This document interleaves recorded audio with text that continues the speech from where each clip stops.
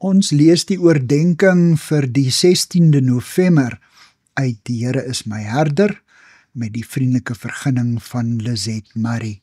Die opskrif vir oggend is Morelig.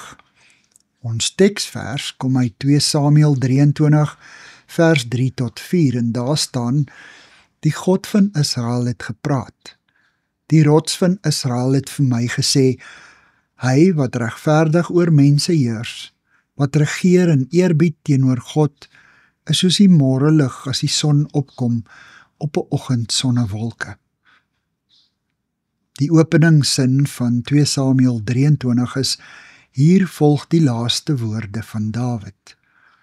Dan lees ons die aangrypende woorde van Dawid, die man na God se hart. Dis 'n loflied aan God. Al my hulp, al my vreugde kom van U af.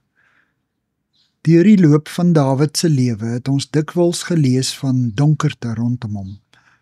Daar was die donkerte wanneer hy beangs en alleen voor sy vyande gevlug het.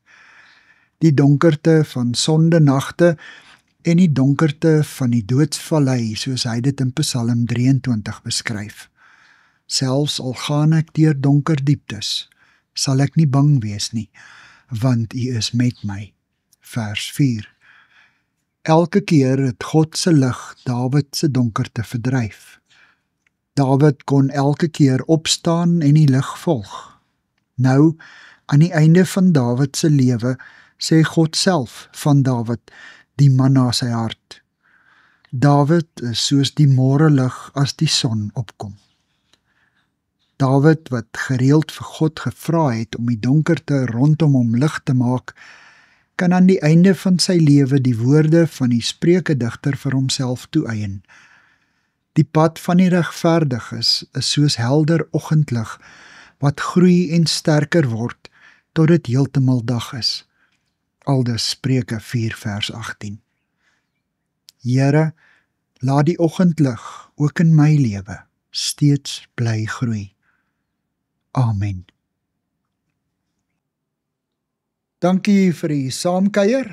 Ek deel Lizette se kontak en webblad besonderhede in die inligtingsparagraaf van hierdie voorlesing. Daar is ook skakels na voorlesings van Lizette se ander publikasies wat op hierdie platform beskikbaar is.